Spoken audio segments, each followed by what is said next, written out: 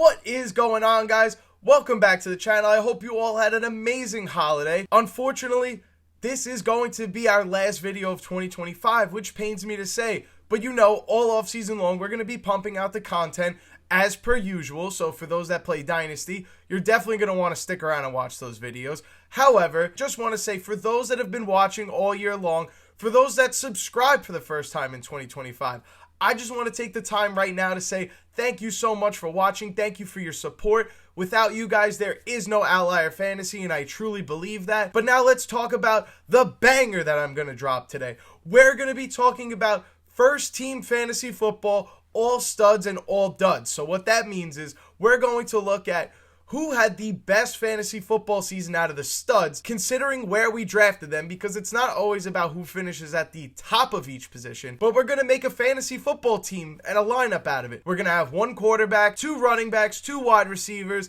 a tight end, and a flex for both the studs team and the duds team. I'm going to do my best to try to avoid the guys that have been injured for most of the year or had injuries plague their fantasy football season. But as you're going to see in the dud section of this video, that's going to be a little bit of a challenge. So without further ado, I won't hold you any longer. Let's roll that goddamn intro for one last time.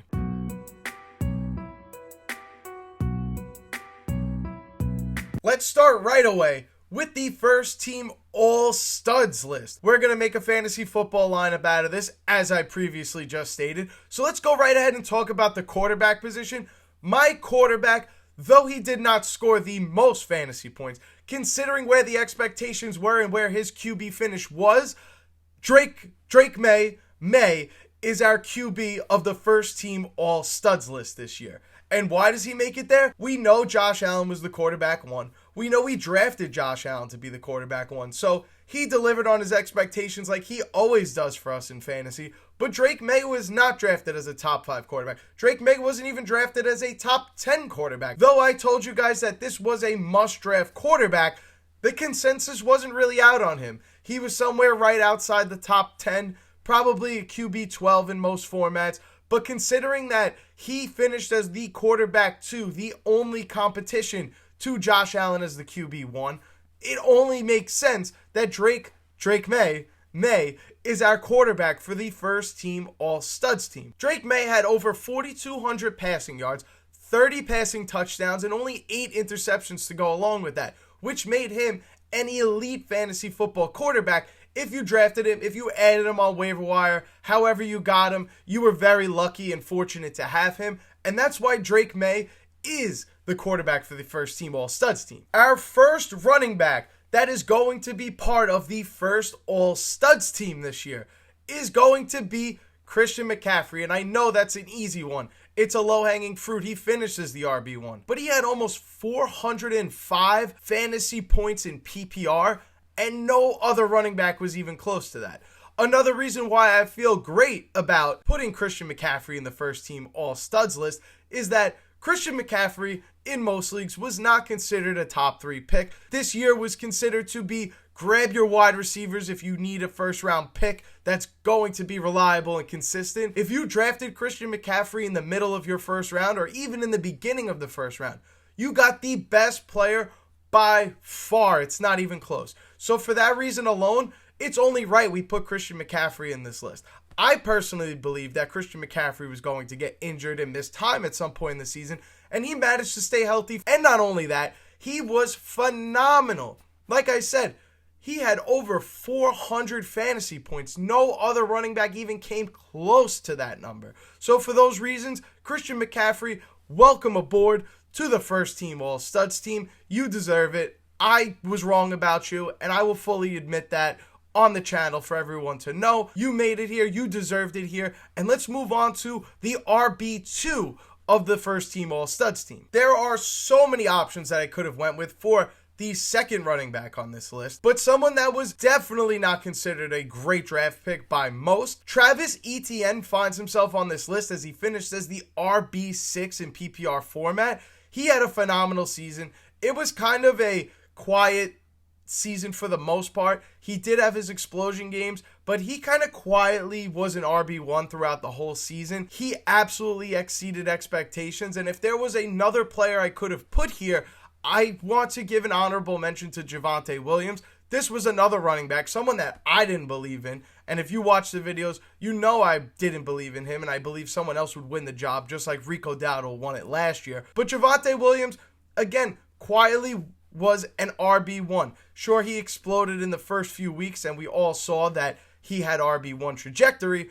But for him to stay in a top 10 finish throughout the entire season is extremely impressive. So it was hard to leave him off of the list, but considering that Travis Etienne had a better season and was right around in that same ADP range in where we drafted in redraft formats, Travis Etienne gets the RB2 spot in this first team all studs list, but Javonte Williams is an honorable mention and definitely deserved to be on this team. The first wide receiver that I'm putting in the first team all studs, yes, he did finish as the wide receiver 1 overall, but this wasn't a player that went in the first round. This was a player that if you drafted him in the second, maybe even late second round, you absolutely got way more than what you drafted, and that's Jackson Smith-Njigba of the Seattle Seahawks. Yes, he did finish as the wide receiver 1.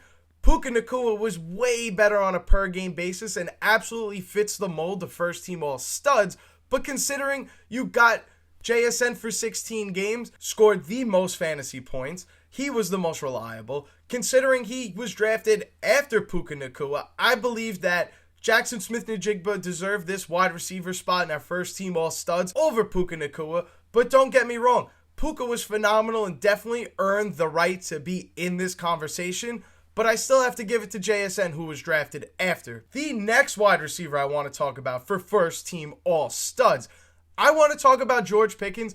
This was someone that, yes, he was drafted as a 4th middle round pick in your fantasy football leagues. He was definitely not drafted within the first 3 rounds, but considering he finished as a wide receiver 1, considering where the expectations were in the preseason and before the season started to where he actually got to finish in our fantasy football leagues, I think he's more than deserving of this second wide receiver spot. Yes, we could have went with Puka like I mentioned before, but George Pickens absolutely exceeded expectations, and that's what the first team all studs list is all about. So congratulations, George Pickens. You had a phenomenal season. Maybe you were a benefit of CeeDee Lamb getting injured early on in the season, but even when CeeDee Lamb came back for the Dallas Cowboys, George Pickens looked like the better wide receiver, and we can't deny that. For the tight end position, yes, this may be low-hanging fruit. He may have been the first tight end drafted in your fantasy leagues, but there's a chance that he wasn't, and Trey McBride finds himself on the first team all studs list. Maybe this one is not because we drafted him in the 7th or 8th round, because that's not where he was going. He was definitely an early round draft pick, but to have 107 PPR points more than the next tight end, I mean, that just spells you are him. You are a first team all stud player. And that's why Trey McBride finds himself on this list. For our flex for the first team all studs, this could be a wide receiver, running back, tight end, any of the 3 positions. Like I said, I wanted this to go to Javonte Williams. Unfortunately, I did not put Javonte Williams in this list. Chris Olave finds himself at our flex for not only being a wide receiver 1, not only overcoming the obstacles of inconsistent quarterback play in New Orleans. This is a guy that normally doesn't stay healthy. He managed to stay healthy. This is a guy that's always had potential to be a borderline top 10 fantasy football receiver, given his skills and talents. He cleared the wide receiver 1 category. He wasn't just a guy that finished at wide receiver 9 or 10. This was a guy that comfortably finished in the wide receiver 1 range. He had a phenomenal season. I felt like this was more deserving than Javonte Williams, considering they were both being drafted at around the same spot, and Chris Olave had more fantasy points than Javonte Williams. He just slides ahead of him and gets the flex spot for the first team all studs. And if you, the lovely viewers at home, think that I missed somebody that should have been on this list, or maybe someone that's not as deserving, let me know in the comments. We could have a discussion about who really should be part of the first team all studs. But now let's move on to what we're really here for. The disappointments, the disasters that we drafted in fantasy.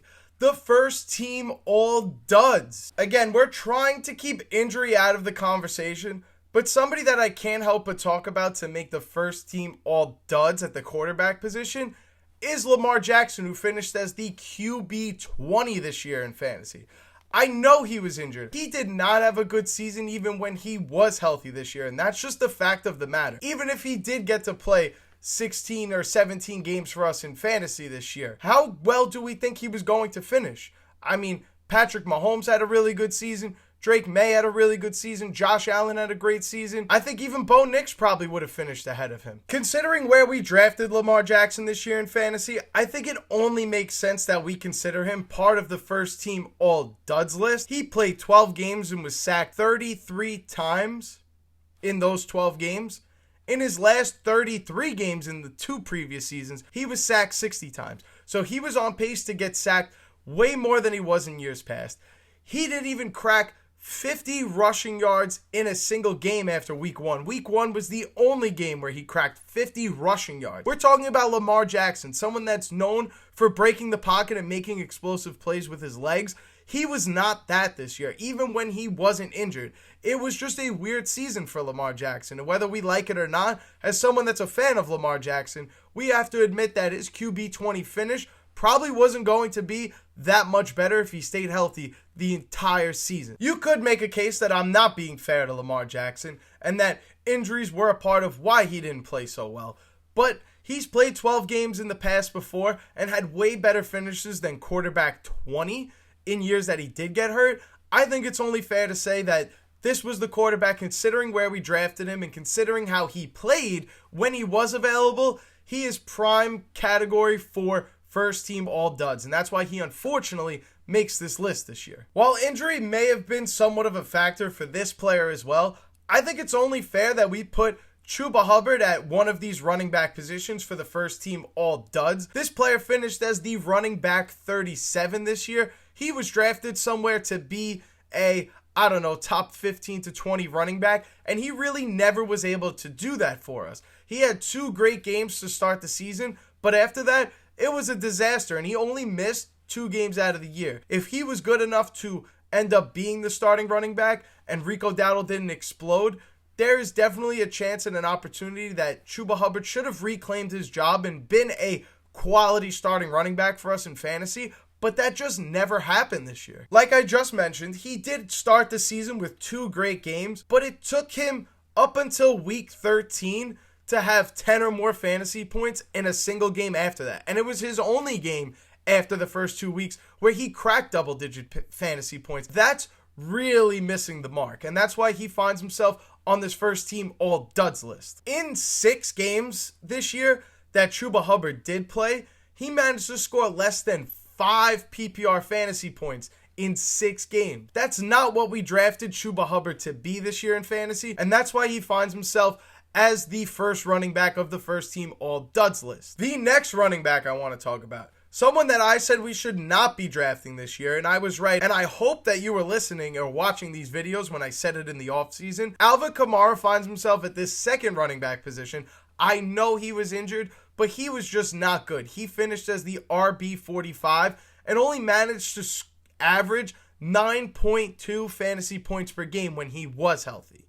Yes, he was injured and taken out of some games, but regardless of the fact, Alvin Kamara, someone we know to be a PPR superstar, couldn't even average 10 points per game when healthy. This was clearly a bad season to draft Alvin Kamara, and that's why he finds himself at this second running back spot for the first team all duds. Devin Neal and Kendre Miller, when they stepped up and got their opportunities to take a bulk of the carries in this offense, they ran away with the job and did better than Alvin Kamara did. And that's a sign, just like Chuba Hubbard, where if somebody else is going to step in and do your job better than you, you're probably deserving of first team all duds. And that's why both of these running backs find themselves on this list. But now let's talk about what we really want to talk about, the wide receivers. And I think this was probably the easiest one to decide over. And I think you all know the 2 guys that I'm going to mention. The first one is Brian Thomas Jr., who finished as the wide receiver 44 in PPR.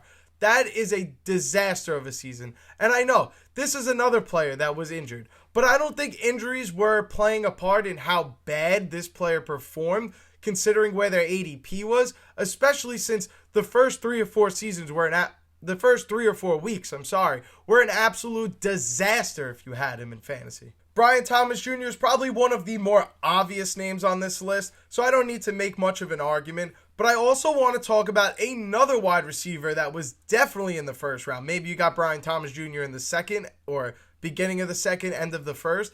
Someone that was a legit first round pick in every draft is Justin Jefferson, who finds himself on this list, and he finishes the wide receiver 25 this year in fantasy for PPR points. What really stood out to me is why Justin Jefferson should be on this list is that he clearly had the worst season of his career, and even in a season where he only played 10 games in 2023, he had more receiving yards and more receiving touchdowns than he did in this 2025 season with a carousel of quarterbacks under center like J.J. McCarthy, Carson Wentz, and even Max Brosmer. Justin Jefferson had 942 receiving yards and 2 receiving touchdowns in 16 games, whereas in 2023 he only played 10 games and had 1,047 receiving yards and 5 receiving touchdowns. This was a season unlike any other for Justin Jefferson. You drafted him as a first-round pick. You got nowhere near that value, unfortunately, and that's why Justin Jefferson finds himself as the first-team all-duds. Now let's talk about the tight end position. Who was the worst considering ADP and where they actually finished? I think this was one of the toughest names to decide over, but I think Evan Ingram fits the mold of someone that played every single game this year, did not have injuries phase him, and was somebody that was drafted as maybe outside the top 10 as a sneaky guy to finish within the top 10, and he didn't finish anywhere close to that. Evan Ingram missed 1 game this year, finished as the tight end 28, and considering that he was probably drafted as one of the first, 12 to 14 tight ends off of the board, maybe even inside the top 10, this was a miserable draft pick. This was somebody that we thought had sneaky upside. I personally didn't believe it. But if you did draft him, you believed that you had a chance to get a top 10 tight end, and he was nowhere near that the entire season. Finally, the flex of the first team all duds. Again, this could have been a running back, a wide receiver, a tight end, but I chose Ladd McConkey, who finished as the wide receiver 27, simply because of where we drafted him and where we expected him to go.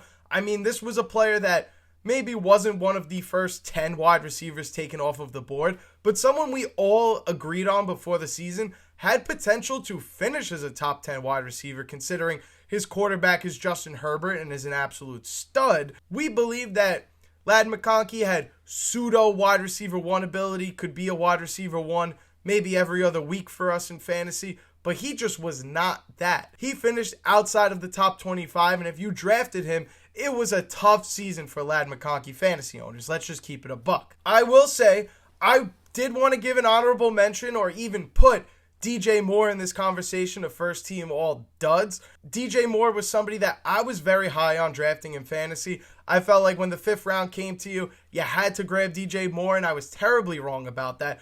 I'm okay with admitting that, but considering Ladd McConkey was a much earlier draft pick and only finished 4 spots above DJ Moore, I think Ladd McConkey fits the mold of a first team all dud for us in fantasy this year. But considering we had 2nd, 3rd round picks attached to a Ladd McConkey, I think it's only fair that we put Ladd McConkey as a first team all duds player. And that's going to wrap it up for our little award show, our first team all studs, our first team all duds. It was really fun to wrap up the 2025 fantasy football season. I am very upset that it's over because that means I have less content to make for you guys. We're going to cover free agency here on this channel. We're going to cover the NFL draft. We're going to cover it all. So don't miss out. Hit the subscribe button if you're new. Thank you guys so much for watching. I truly appreciate it. Outlier Militia, I see you out there. Thank you guys so much for sticking around and supporting. I hope you all have a wonderful, happy, and healthy new year. And for the last time in 2025, thank you guys so much for watching. My name is Turtle. This is Outlier Fantasy, and I will see you in the next video. Wow, you stuck to the end of this video? Thank you so much. If you're new here, make sure you check out one of these videos on the screen right now. And don't forget, before you leave, make sure you're subscribed so you don't miss any fantasy football videos on this channel. And that's all I got for you guys. I'll see you in the next one.